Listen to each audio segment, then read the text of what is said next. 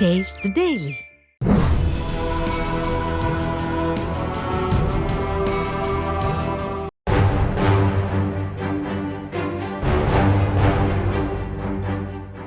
எந்த கொம்பனும் குறை சொல்ல முடியாத அளவிற்கு ஆட்சி நடத்திக் கொண்டிருக்கிறார். எந்த கொம்பனும் குறை சொல்ல முடியாத அளவிற்கு ஆட்சி நடத்திக் கொண்டிருக்கிறார். இப்படி தன் ஆட்சியில் எந்த குறையுமே இல்லாதது போல் வாய்சவடால் பேசிக் கொண்டிருக்கிறார் பொம்மை முதல்வர் ஸ்டாலின். ஆனால் திமுக ஆட்சியில் திரும்பிய திசையெங்கும் கொடிகட்டி பறக்கும் போதைப்பொருள் புழக்கம், சட்டம் ஒழுங்கு சீர்கேடுகள், கள்ளச்சாராய விற்பனை, பெண்கள் மற்றும் குழந்தைகளுக்கு எதிரான பாலியல் குற்றங்கள் என திமுக ஆட்சியில் பிரச்சனைகள் இல்லாத நாட்களே இல்லை என்ற அளவிற்கு ஆட்சியின் லட்சணம் இருக்கிறது.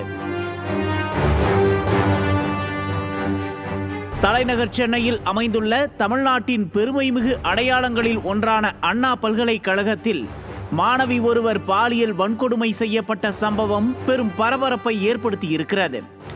டெல்லியில் நிர்பயா சம்பவம் நடந்து 12 ஆண்டுகள் கழித்து அதே போன்று ஒரு சம்பவம் தமிழ்நாட்டில், அதுவும் தலைநகர் சென்னையில் அரங்கேறியிருப்பது ஸ்டாலின் ஆட்சியில் சட்டம் ஒழுங்கின் லட்சணத்தை தோலுரித்து காட்டியிருக்கிறது.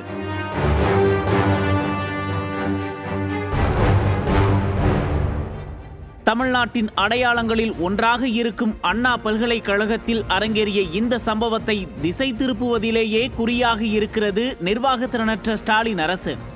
தவறுகள் நடப்பது இயல்புதான், ஆனால் குற்றவாளியை சில மணி நேரங்களிலேயே கைது செய்ததாகவும் திமுக அமைச்சர்கள் தம்பட்டம் அடித்து மடைமாற்று அரசியலில் ஈடுபட்டு வருகிறார்கள். திமுக ஆட்சியில் சட்டம் ஒழுங்கு சந்தி சிரிக்கிறது என எதிர்க்கட்சி தலைவர் சட்டமன்றத்திலும் ஊடகத்தின் வாயிலாகவும் எவ்வளவோ எடுத்துச் சொல்லியும் மகனை அரியணையில் ஏற்றுவதில் ஸ்டாலின் கவனம் செலுத்தி வருவதால் தமிழகத்தில் சட்டம் ஒழுங்கு பிரச்சனைகள் எல்லை மீறி போய்க் கொண்டிருக்கிறது.